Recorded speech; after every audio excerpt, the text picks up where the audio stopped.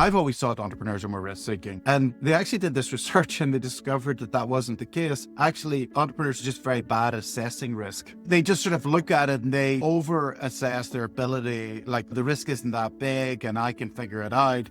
I just find that experience to be just exceptional, just so much fun to be able to come up with an idea of a product, to work with engineers, to building it, launch it, get feedback from customers. Okay, that doesn't work, let's iterate it. I have also worked in large companies. I've worked as a consultant, and none of them really ever had that intensity, excitement that startups had. When I started my first company, it was an incredible gamble. We had this incredibly ambitious product. We were focused on the US market. None of us were American. We didn't live in America. We didn't really know the market. We'd never started a company before. But chances of this thing being successful are remote. The chances of it even raising money are incredibly remote. And the funny thing was, we did raise money. We raised money from one of the two VCs at the time in Scotland. In normal jobs, if you're smart and you work really hard at it, you'll generally be successful, or at worst, you'll be recognized, or you'll be promoted and you'll have a good career. Startups aren't like that.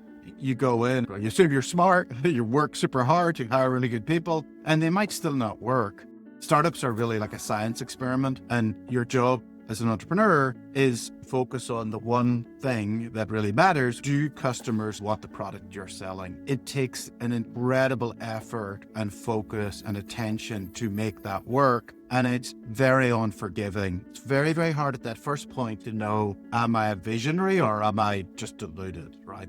Every day we were getting sued. Every day it was bad news. A patent dispute suit is a rite of passage as a US startup. When you first get it, you're terrified. You're, oh my God, they're going to sue me for we've infringed their patent. And you don't realize that you get these all the time. By this point, you're like, anything that's below like a federal agency suing me is not worth getting out of bed for. You just have to take each day as it comes and go, okay, well, we're going to figure out and we'll get through this and then we'll get through the next thing.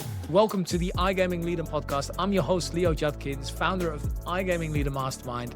And on this show, I sit down with some of the most inspirational and forward-thinking leaders in our industry, diving into the real challenges, high-stakes decisions, lessons that shape our industry. If you're a VP, director, or an executive in iGaming, this podcast is built for you. Before we dive in, a quick thank you to our sponsor, SumSub, the full-cycle verification platform trusted by top iGaming operators worldwide. SumSub helps onboard players quickly, stay compliant, and prevent fraud, all without slowing growth. More information in the description.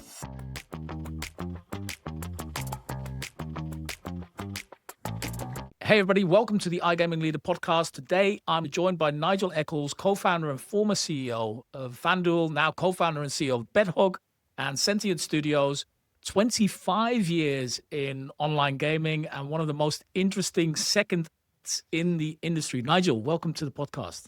Thanks. Just before we started recording, we were actually talking about background and where you're from and how you ended up in New York. Can we talk a little bit about that? Can we just talk about kind of the beginning years of your career and how you went from being on a farm to now being in New York? So I was brought up in Northern Ireland, a dairy farm. I left when I was 18 to go to college in Scotland. And so I think I've sort of gone from the smallest you could possibly imagine, which is a farm, to like St Andrews, which wasn't a big town.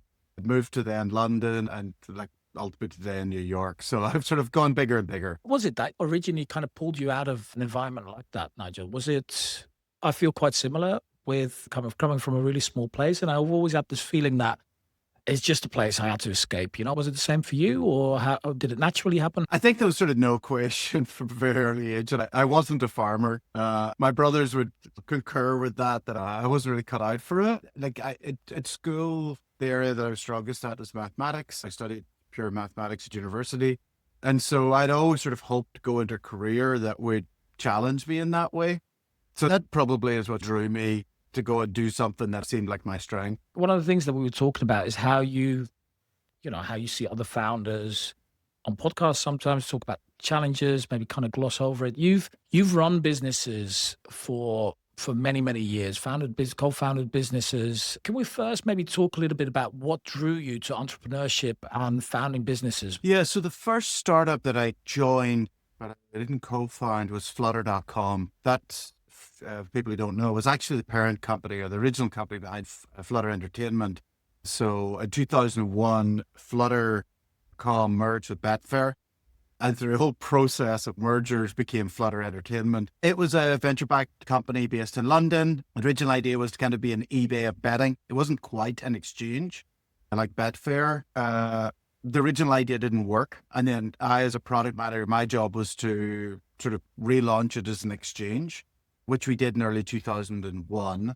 And then ultimately merged with Betfair. And I just find that experience to be just exceptional, just so much fun to be able to like come up with an idea of a product, to work with engineers, to building it, launch it, get feedback from customers, sort of say, okay, that doesn't work, let's iterate, and just sort of, that intensity and excitement.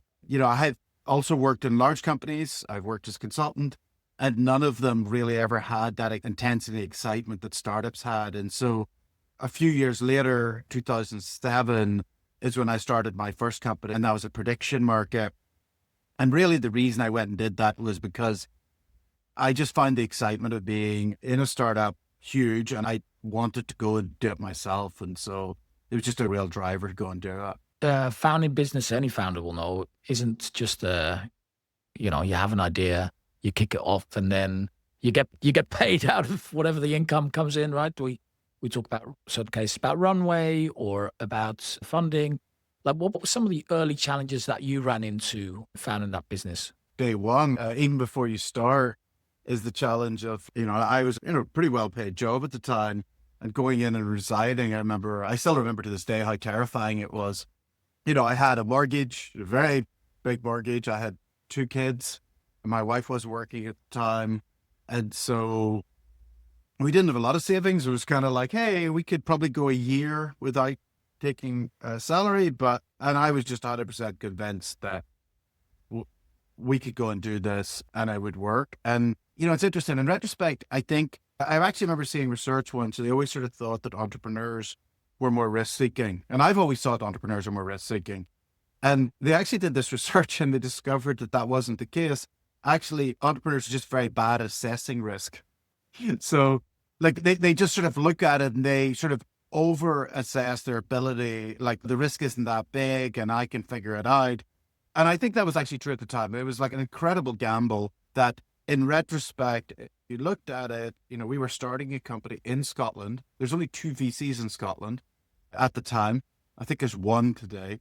We had this incredibly ambitious product, which was a prediction market. We were focused on the US market. None of us were American. We didn't live in America. We didn't really know the market. We'd never started a company before. And so, yeah, you would look at that and go, chances of this thing being successful are remote. The chances of it even raising money are incredibly remote. And, the funny thing was, we did raise money. We raised money from one of the 2 VCs at the time in Scotland. So the very first thing was an incredible hurdle, which was, going in, having the confidence to quit my job. And then after that, it's just a series of like, can you build a product? Can you launch? Can you get a market? Can you show traction? Can you use that traction to raise money? Yeah, just a series of like massive hurdles, one after the other. You said that moment of resigning was terrifying. Take me back to that moment. What was it like? Do you remember the day of actually doing it? Oh, yeah, I do. I do indeed. I remember my old boss. So I was working for a regional newspaper publisher called Johnson Press. And my boss is CEO of that company. It's a public company. I'd been there less than a year. So it was kind of a bit of a surprise for him. But I was just bored out of my mind. And I kind of had been hired to shake things up. And I came in and I did. And then the CEO was like, don't do that as much.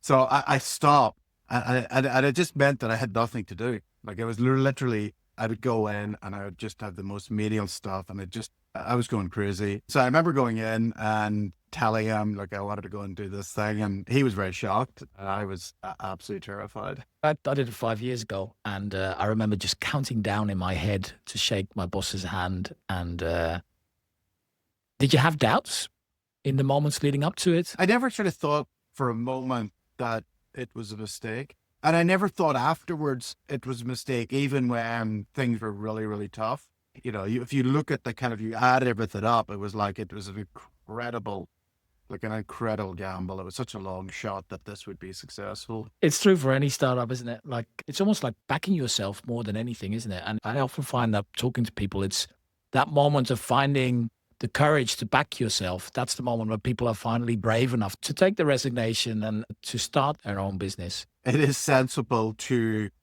weigh up the pros and cons, have your own personal runway and safety net. But I think certainly I didn't do that. Like we kind of went for it. And, maybe the sort of person who does weigh all of that stuff up, maybe they don't make the decision and maybe they back out 6 months in. I think you kind of have to, burn your boats as a metaphor. You really have to, because what you can't have is someone, when it gets really tough, you're 6-9 months in going, you know what, there's a really good job here. I should really go back and do that. I should go back to school. I should go, back to what my high paying job was. That's really tough. How were your mates and your environment around that decision-making point? Was that tough? Were you encouraged? Were people saying, hey, you're nuts? What are you doing? What did that look like? Yeah, I'm trying to think what they thought about at the time. I thought my family thought was a bit crazy, but my family are not sort of massively sort of careerist, that they're like, oh my God, you're throwing away a great job. So I think they thought it was sort of unusual, but not out of character for me.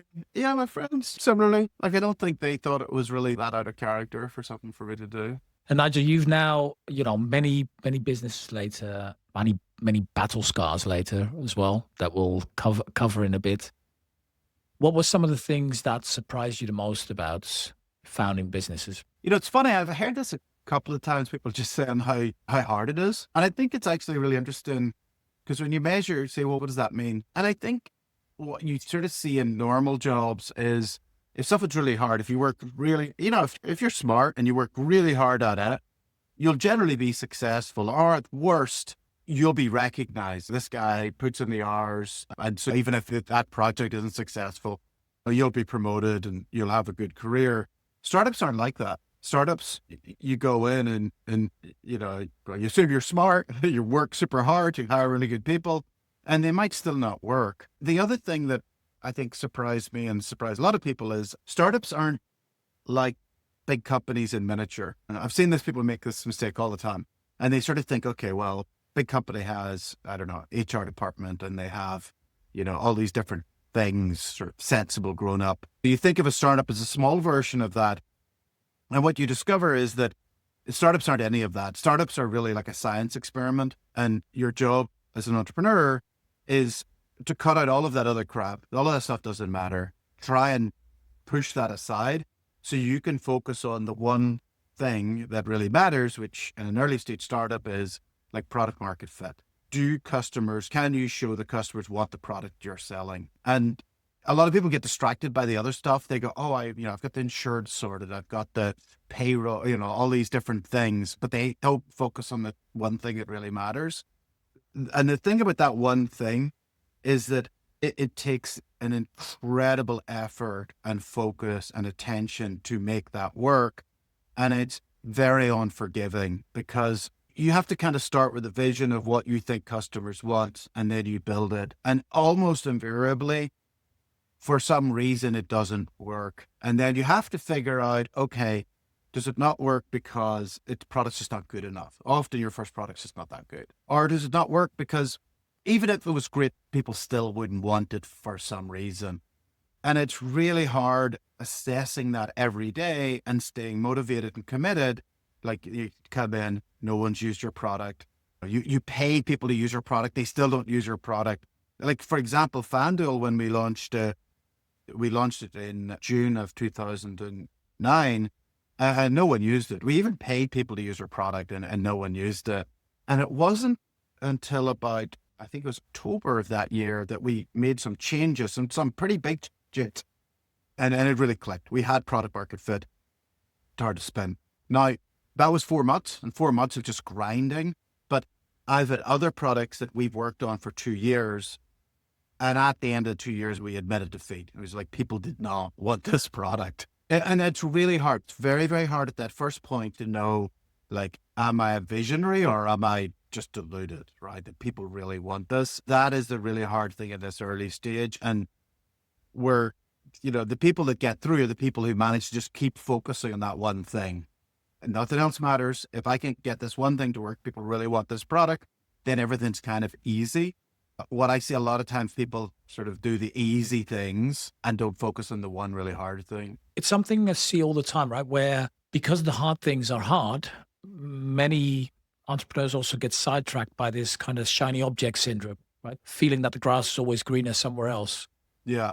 Have you kind of dealt with that throughout your career, with that difference, like you described, between kind of backing yourself for this singular vision versus am I actually a maniac that has some crazy idea? How did you learn to find that balance, and what were some of the lessons you've learned there? Nobody bats 100 on this one, right? Some of the best entrepreneurs in the world, if you look at Steve Jobs launched the Apple Newton, which was a terrible product. He's launched other products that did, just weren't. And you could say actually they were ahead of their time.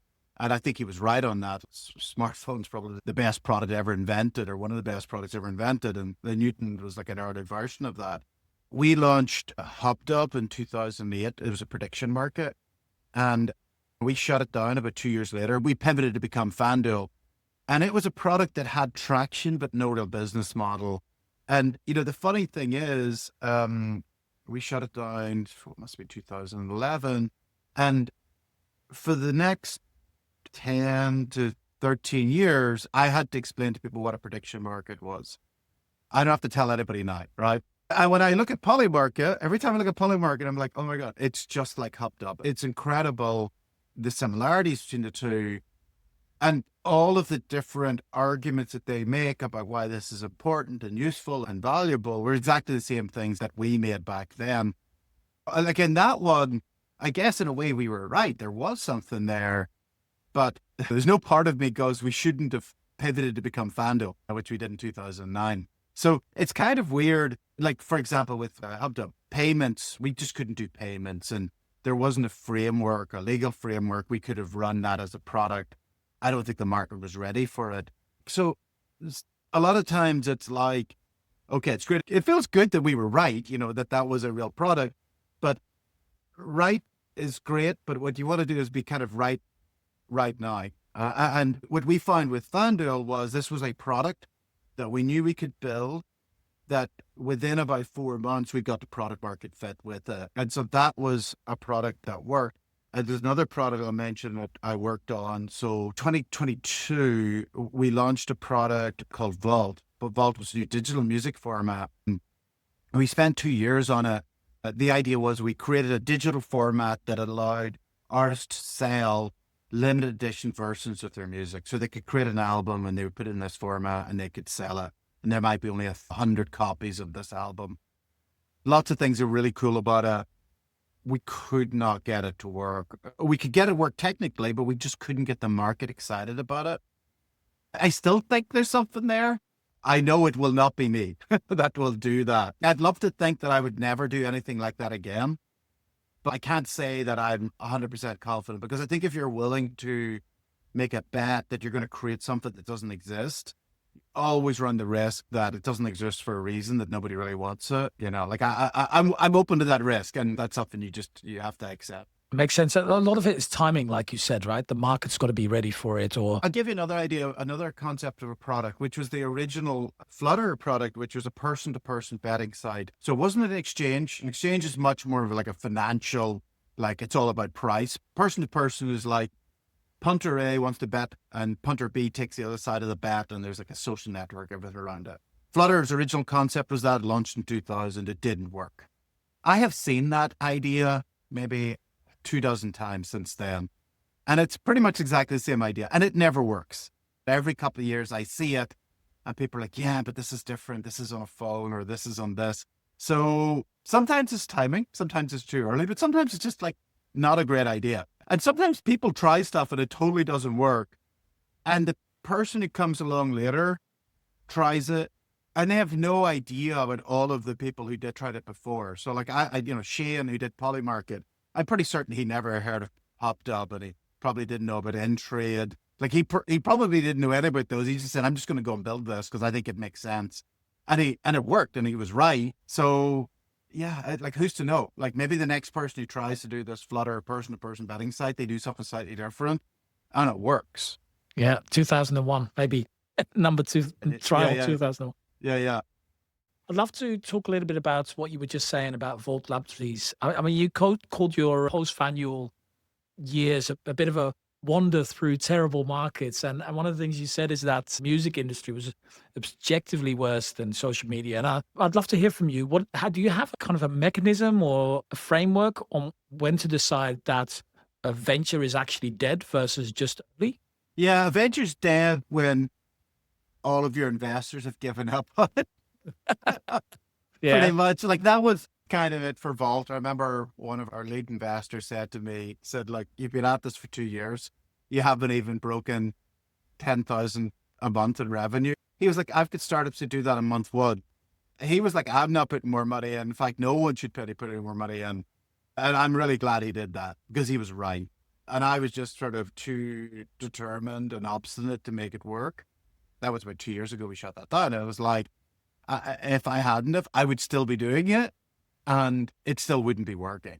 So sometimes you need other people, but like, especially when they're paying for it, have a big voice and say, you know what? Yeah, time to call it a day on this one. Yeah, makes sense.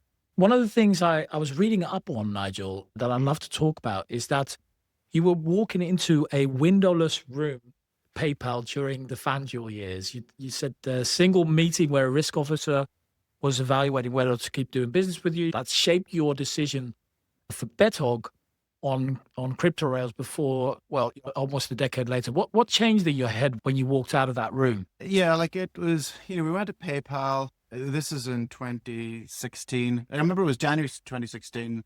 It was just before the Super Bowl. PayPal is in San Jose. And I remember we went in and I just remember like it wasn't anybody notable within PayPal. It was sort of mid-level person who did some risk management and we were just on the list as we walked out. And then they approved us. They kept doing business with us. Now, at the time, we were getting sued by 11 or 12 different attorney generals. And like DOJ was looking at it. It was just like the sort of pressure that we're seeing on prediction markets that was happening with us with daily fantasy sports. And I remember just walking out, just thinking, stroke of the pen. Like she could have just said, well, I don't think this is worth the risk. And we had already lost numerous banking relationships at this point. I think if we had lost PayPal, it'd have been pretty grim because that was half of our payments.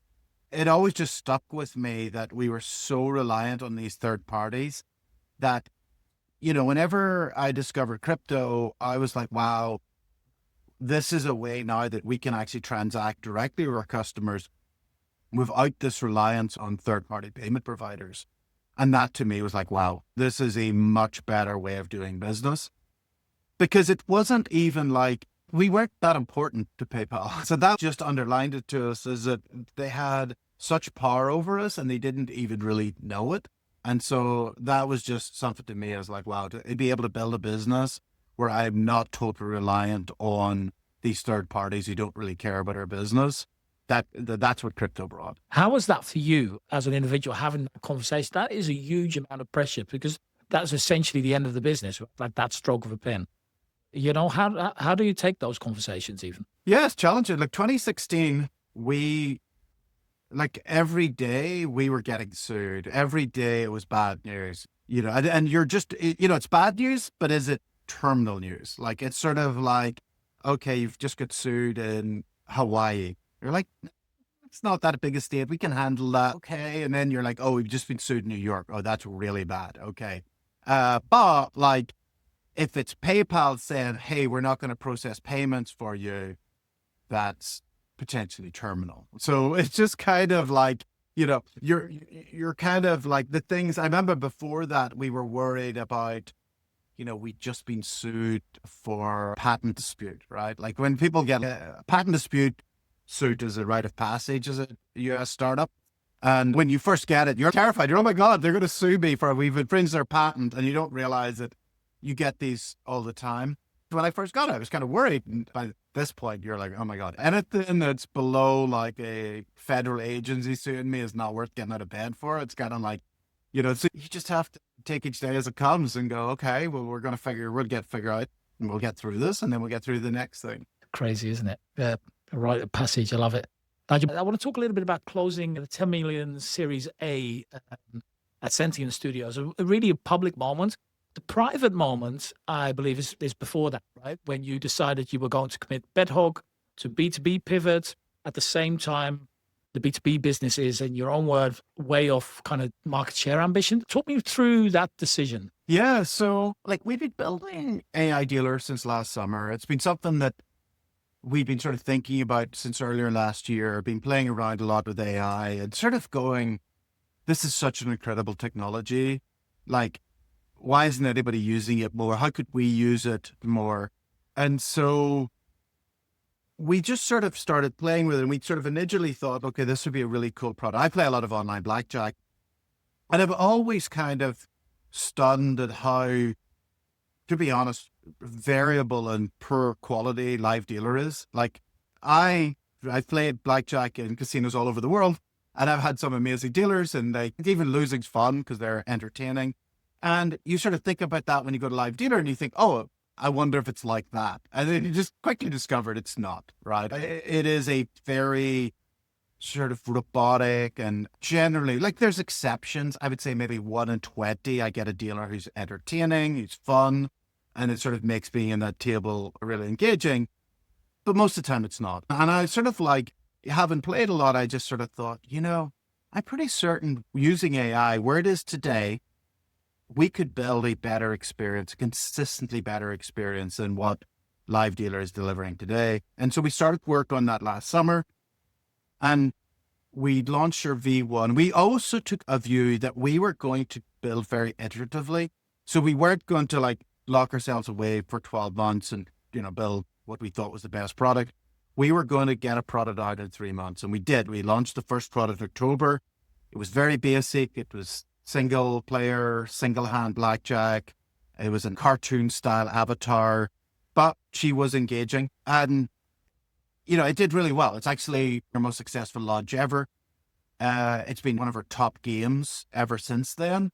And so that told us, okay, there's really something here. So then we started to invest and let's build something that's more photorealistic. Our vision is that certainly within about 6 months' time, that we have a dealer who, like, essentially the only way she's AI is because how good it is, right? Like that's the kind of the biggest. You're like, she's super attractive, she's super engaged, she's fun, she's funny. That's our mission. And as we started to develop it, what we realized was, look, this could be a massive benefit for BetHog, but even if we did incredible in crypto casino is probably 10% of the total casino market. And so it just didn't make any sense to just keep that within BetHog. And so that's when we decided, like, the opportunity here is B2B. It's really, let's use BetHog as a test ground for this product, but then let's start talking to other casinos because we want to get this into other casinos and work with them. One of the amazing things with AI Dealer is it is so flexible. Some of the simple things, we can go from 1 table to 1,000 tables instantly. We can offer players privy. Normally you can only play privy if you're willing to play $1,000 a hand. We can do it from $1 a hand. She can speak 140 languages.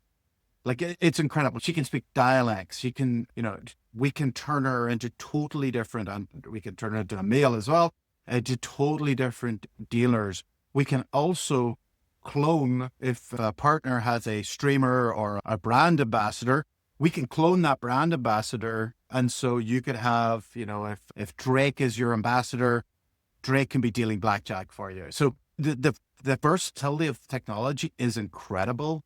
And so that's why we were just like, wow, it would be insane to try and just keep this within BetHog. We need to go B2B with it. One of the things I've noticed, by the way, Nigel, is that you've been building companies essentially with the same 3 or 4 co-founders for 16 years. Right? Leslie, Rob, Tom, current CMO, said finally getting the band back together.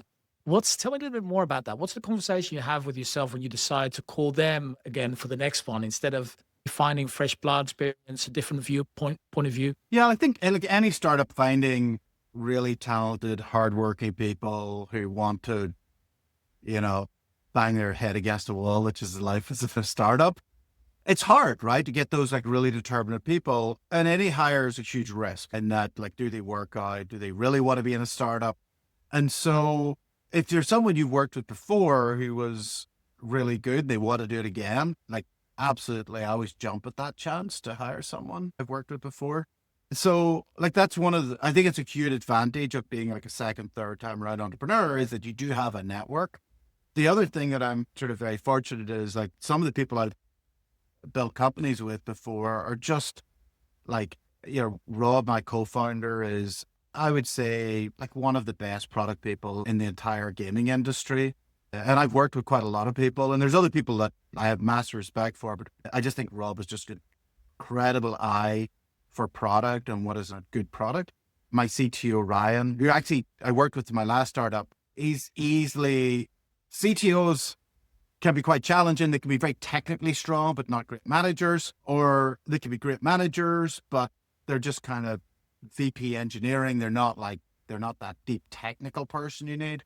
And Ryan is both of those. And almost unique of the CTOs I've worked with, he's sort of like great guy, incredible manager, but very deeply technical, and the team really respect him. And so, it's easy. And then with Cameron, who just joined me, like, Cameron was one of the first hires at FanDuel. It's huge responsibility. So FanDuel's marketing team was off the charts good. Nearly everybody there was just exceptional. And so Cameron was a leader in that team. And so chance to work with him again is just incredible. So I'm really, really excited to have him back working together again. Talking about earlier today with one of our iGaming Leader Mastermind members was how I feel there's three different types of CEOs typically. One is the kind of the cash cow CEO, optimizes costs, goes for longevity. You have the turnaround CEO, business failing, turns it around. You have startup CEO. Maybe there's more, but that's kind of how I think about it. And we ended up talking about how people within the business also sometimes are in those categories, I suppose, like somebody that perhaps is inside of a large organization, very used to processes, probably wouldn't thrive in a startup environment, right? Do you see that as well with people that you've worked with? Or have you seen people thrive in multiple environments? How do you think people fit in like a box like that? I've seen that repeatedly. In fact, in startups and when I'm advising entrepreneurs, like whenever they're hiring and, like a sort of a FANG, so somebody from like a Google or a Meta, they might be like, this guy's incredible. He's a star at Facebook. And I'm like, okay, he might be, but he's probably got a 70% chance of failure at a startup, even if he's great. That's just through my own experience, is that, people from big companies, it's not that they're bad. They just don't really, the startup environment is so different. I've also seen plenty of people in startups they're kind of there because it just, big companies don't work for them. Again, it's not, one's not better than the other. It's just that they're very different environments. So now some people do make it. I've hired people from big companies who have gone on and been very successful in a startup environment, but it's got a very high failure rate. And when I am working with founders and they're looking to hire, I'm like, look, the best person you can hire right now is someone who's out of a failed startup. You want to understand why it failed. Like, if it failed through really, really bad decisions, that's probably not a great person. But if it failed, as most startups failed because they worked super hard and it just didn't quite work, and they want to do a startup again, then that's generally a very good hire. That person's probably got maybe more like a 70% success rate as opposed to like a 20 or 30% to somebody who's come out of a big company. Makes sense. And when we flip that around, there's many people currently at large organizations where the organization is having to reinvent themselves, wanting to become AI first, having a huge amount of fat needs to be cut out of the business, economical kind of, changes in the industry itself. How does an organization like that reinvent itself with more process-driven people inside of the business and needing to move to more leaner startup type of vibe? I've never had to do that. I've always tried to run my companies as startups, even as they've got to real scale. When you start to hit that point where you're like heavy in process, it's often because you've hired the wrong people often you've hired managers who then want to hire other people. That sort of just slows it down. And the problem was you as a CEO didn't hire the right people at the start. And so often what I've made the mistake, it's not because we need more process or different processes. We hired the wrong people who built the wrong type of company. And so building companies since then, I've just been very conscious about who I hire and what sort of teams they're building. Are they hungry? Are they the sort of people that will thrive in a startup or desperate to make it work? What I will say for people in companies today, there's never been a better time to be an entrepreneur. There used to be a barrier to being an entrepreneur is that you weren't technical. And often you'd go to events and you have people looking for co-founders. And the people looking for co-founders were always non-technical looking for a technical co-founder. Every technical person wasn't looking for a co-founder, right? And it was kind of like, it was a sort of a meme for a while. I was actually at a startup event a couple of months ago and I met 3 people who were looking for co-founders and they were all technical. And it was really interesting because I know people who are non-technical that are startup companies and they're just vibe coding it. They're just like, I'm just going to vibe code, I'm going to build it. And they had the vision and the nous and they just go and do it. And so there's no barrier today to just going and starting. And I know a number of companies now that are getting the early stages of success. They're not technical founders, but they have a clear idea of what they want to build and they're working night and days to get it done.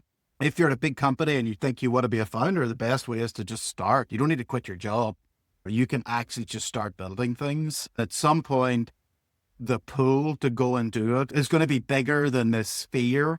And that's the point at which you're going to go and do it full time, but you don't have to quit in day one. I think it's an incredible opportunity to start companies now. And don't you think it's even a great idea to do that regardless of if you wanted to start a company? I think the play is such a great way of actually getting ahead of that AI curve and being on the forefront of it. Yeah, I saw something on Twitter yesterday and it was a Singapore Minister for Health. And he was vibe coding something. Like, it was just incredible. He was like, yeah, so in my spare time, I want to keep top of it. And I'm like, could you imagine like a British, West Streeting talking about Claude? Right? It's just like, and it's so absurd because no, of course we can't.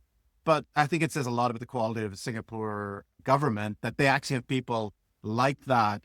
And I just think that to me is like, this guy's clearly really smart. And this is somebody his view on AI is based on hands-on experience, which is available to everyone. And so when you hear people like talking about AI or the idea they're setting policy about AI and they're not actually using it, that's terrifying to me. Now that's the concern I have, but like, it is available to everyone. There's absolutely no reason why people should, if they have ideas that they're not trying and building it. That's a huge opportunity. For my final question, Nigel, you've done businesses together with others usually, right? You said something about that there's decisions you wish you wouldn't have made alone. What is it and why is that? So I do know some people who are solo founders. I've always advised them. I said, look, if you can get a really good co-founder, go do it. It's absolutely worth the dilution. Like, because people start to say, well, I own 100% of today. And I'm like, you own 100% of zero. And I said, if you have a co-founder, your chance of being successful increases dramatically if it's a good co-founder. Now, solo founder is 100% better than a bad co-founder. Right? Like, a bad co-founder kills businesses. But being able to convince someone else is really important. It's one of your first sales jobs. I always advise people on it. Every company I've done with co-founders, and they've been immeasurably better for it. Even just like psychologically, just sharing the challenge and the stress is really important. I just wouldn't want to do it on my own because there's just like a lot of decisions, a lot of thought, and a lot of pressure that is just immeasurably better to have co-founders. Then in that case, I'm going to finish on a different question because there are going to be single founders that are listening. What would you advise them to do dealing with those decisions that they have to make by themselves, that they can't discuss with anybody inside the business, people that don't have a co-founder? What would you suggest that they do? Get a co-founder. and a co-founder can come in at any stage, right? Like, a co-founder doesn't have to be they joined on day one. They could join in 2-3 years into the business. They just have to be someone who has ownership and feels ownership and behaves like an owner.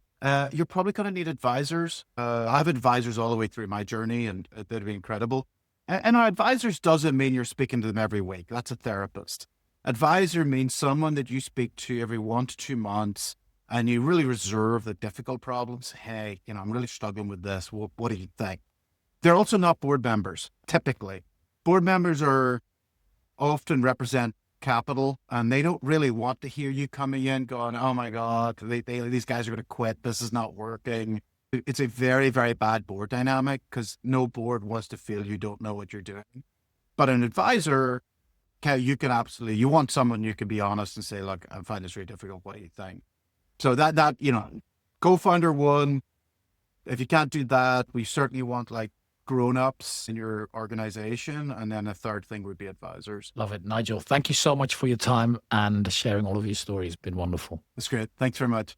Thank you for listening to the iGaming Leader podcast. If you're a VP, a director, founder, or an executive in iGaming, making the biggest decisions alone, that's exactly what I've built iGaming Leader Mastermind for. Small inner circles of vetted senior executives, weekly hot seats, and accountability from people who understand the effects of the decisions that you need to make. Find out more and apply at igamingleader.com.